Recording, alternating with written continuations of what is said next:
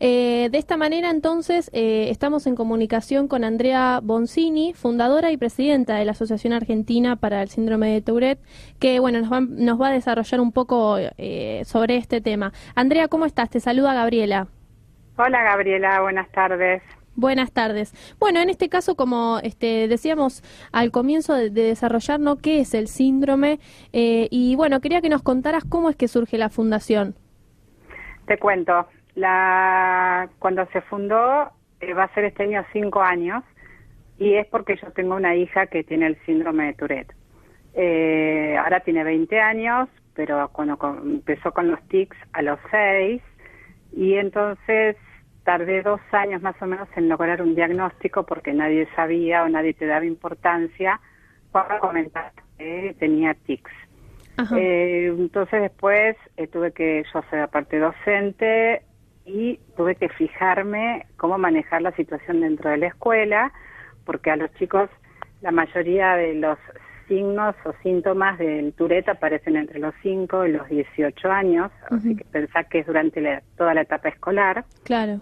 Entonces cuando empecé, nada, informes, fotocopias, los padres, la escuela, tocaba el viaje egresado de séptimo, estaba con medicación, bueno, un montón de cosas. Un día mi hijo, que tiene 3 años más que ella, me dice, mamá, debe haber otras familias en el país que está igual que nosotros. Me dice, ¿por qué no creas algo para ayudar a los demás?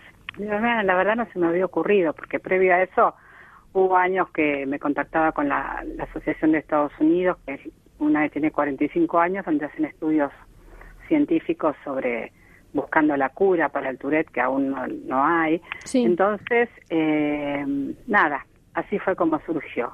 Y bueno, sorprendentemente empezó a caer gente de todo el país, algunos que no estaban diagnosticados, pero tenían los síntomas, entonces vos más o menos les sugerías que vayan a consultar con un neurólogo infantil. Sí. Y después, como en Latinoamérica, en realidad, las asociaciones que hay son más en Canadá, Estados Unidos, en España, y no hay, la que hace más, digamos, publicidad es la de Estados Unidos y Canadá, y hay muy poco en nuestro idioma. Entonces, todos los países latinoamericanos se concentran en la nuestra, en la Argentina. Entonces la información llega a un montón de lados donde los profesionales tienen pocos conocimientos, donde los psicólogos te siguen diciendo que es algo emocional, y la verdad que el Tourette tiene que quedarle claro a todo el mundo que es un trastorno neurológico. Es neurológico, que se manifiesta con los tics motores y los tics fónicos, de los cuales los tics fónicos, por ejemplo, si vamos a dar un ejemplo del programa. Sí. ¿Vieron el programa del 13 donde Violeta insulta y dice groserías? Sí. Bueno, eso es un tic fónico complejo, que lo tiene menos del 15% de la población que tiene Tourette. Entonces, si nos vamos a basar en clasificar a alguien que tiene Tourette solamente porque insulta, lo estamos haciendo mal. Claro. Tenemos que dar la info correcta para que si tu hijo tiene un compañero con Tourette en la escuela, no crea que va a ser eso, que va a ser que insulta. Lo puede tener como no, pero son poca cantidad los chicos o adultos que la tienen. Y sabés que hay algo también que muchas veces les molesta más a los que padecen Tourette que los propios tics, que son los trastornos asociados, que está el TOC, el trastorno obsesivo compulsivo, que es eso de repetir rituales. Por ejemplo, va a entrar a la habitación y si no prende y apaga la luz 5 veces, no pisa adentro de la habitación. Claro. Y no entran. Y te les preguntás por qué no lo van a hacer, y no, porque si yo no hago eso le puede pasar algo malo a mi mamá. De eso como nada, como un montón de rituales que van a repetir siempre los mismos. Los tics varían, los tics oscilan. Un día puede ser el cuello, otro día los hombros, otro día la cabeza, otro día el pestañeo, pero el ritual siempre va a ser el mismo, el toque que tienen, ¿no? Después algo importante para la escuela que presentan es el déficit de atención, que puede ser con o sin hiperactividad, trastornos de ánimo, sobre todo cuando viene la parte de la adolescencia, pueden tener trastornos en la ira, son oposicionistas, absolutamente, Entonces, bueno, es una cosa que día a día las familias vamos aprendiendo a convivir con el Tourette, porque el Tourette no lo tiene solamente el chico que lo está padeciendo, sino pasa a ser parte de la familia. Claro. Hay que convivir y es difícil. Y en este caso, para poder ayudar a los chicos que lo padecen, tipos de tratamiento, además de medicamentos, por ejemplo, al ser un trastorno del sistema nervioso, además de tratamientos en cuanto a medicación, ¿hay alguna otra posibilidad? Sí, en realidad es neurológico. Tiene ponerle neuropsiquiátrico, es parte neurológica y parte psiquiátrica. Es neurológica y después la parte psiquiátrica, como puede ser el déficit de atención, hiperactividad, el TOC, etcétera. Todo lo que lo pueda relajar, porque a ellos el estrés y la ansiedad lo que va a provocarles es el aumento de tics. Claro. No quiere decir que los tics lo hacen solo cuando algo los pone nerviosos. No, pueden estar en su casa mirando una película tirados en la cama y el tic lo van a hacer igual. Claro. Nada más que se va a aumentar la cantidad de tics ante una situación de estrés o ansiedad. Entonces, yo lo único que les podría decir a los papás, como para que tengan en cuenta, es algo que es muy importante, que todos los chicos tienen tics en una época de su vida, la mayoría de los chicos, por un tema emocional, por un movimiento, todos los chicos son hiperactivos, gracias a Dios, porque son hiperactivos, se mueven y no paran de moverse, que sí que están sanos. Claro. Entonces está buenísimo que los chicos se muevan. Tenemos que prestar atención, que si vemos que esos tics van pasando o van mutando o van siendo más leves un día, más fuertes otros, puede aparecer un tic fónico como un gritito y ya pasó un año y la situación no cambió, bueno, será bueno que el pediatra en esos momentos nos derive a un neurólogo infantil para poder hacer un montón de estudios que les van a dar todos normales, porque no sale en un estudio, no sale un valor en un análisis de sangre, pero los médicos te los hacen hacer para controlar que no sea otro tipo de patología. ¿Y cómo entonces es que se detectan si no sale en algún estudio? Y a través de la observación y de la historia que le cuentes al médico. Por eso es tan importante la observación y el prestar atención del médico cada vez que vas. Claro. Por eso, o sea, pensá que yo esto hace 15 años que perdí 2 años en un diagnóstico. Pasaron 15 años y hay familias en la actualidad que también les pasa lo mismo. Entonces, el tema de la difusión es muy importante porque, bueno, nosotros estamos acá en Buenos Aires. Hay un montón de centros, pero imagínate en el interior del país.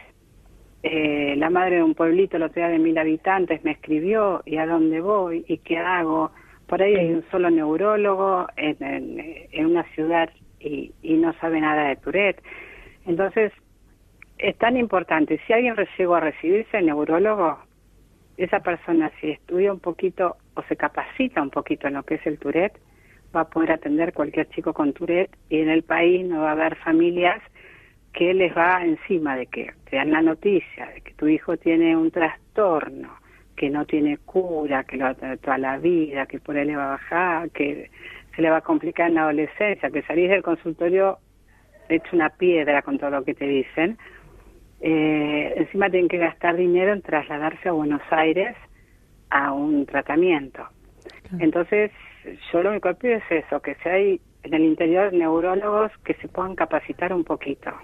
Y si hay psicólogos, no terapeutas cognitivos conductuales, el psicoanalista, el psicólogo común, digamos, que no le diga más a un padre que su chico hace tics y es un tema emocional, porque también hace retrasar el tratamiento.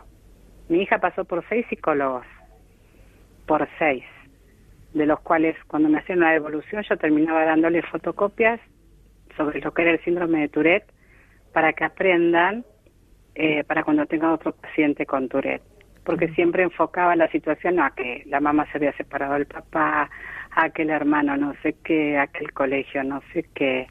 Entonces, si la información no la tienen los profesionales, a nosotros como papás nos es muy difícil este recorrido, que no es nada barato aparte, pues es un recorrido caro, son de varios profesionales. Hay chicos que necesitan psicopedagogas, hay chicos que necesitan acompañantes, porque no es igual en todos el Tourette. Hay más leves y hay más fuertes. Hola Andrea, ¿qué tal? Te saluda Kimay. Hola, ¿cómo estás? Todo bien. En cuanto a los medios de comunicación, estuve investigando y en 2008 en Estados Unidos se estrenó una película que se llama Front of the Class.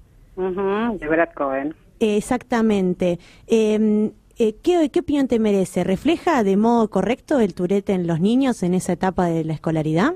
Es exactamente lo que muestra esa película, es excelente para que la gente conozca lo que es el Tourette. Es tal cual.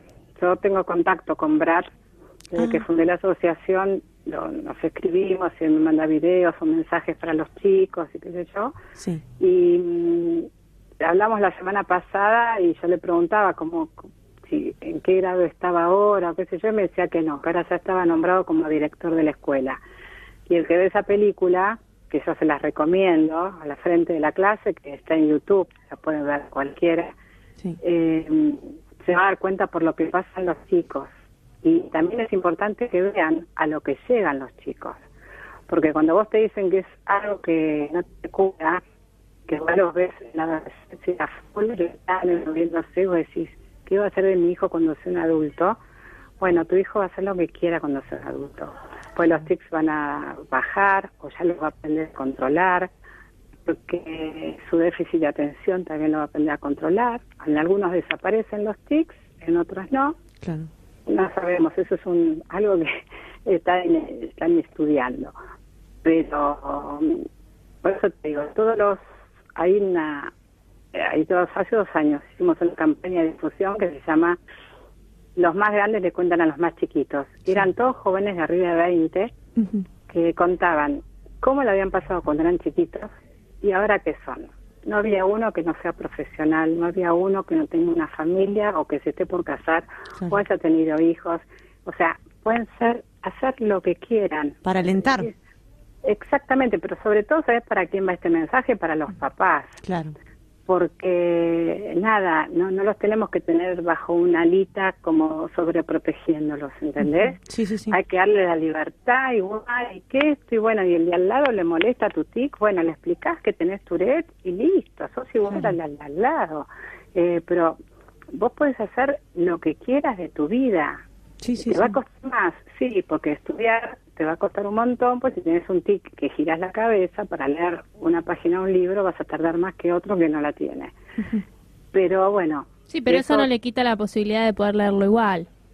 Por supuesto. Por eso desde chicos hay que empezar a darles las posibilidades y las herramientas con un buen equipo de tratamiento para que todos sean lo que tengan ganas de ser cuando sean grandes.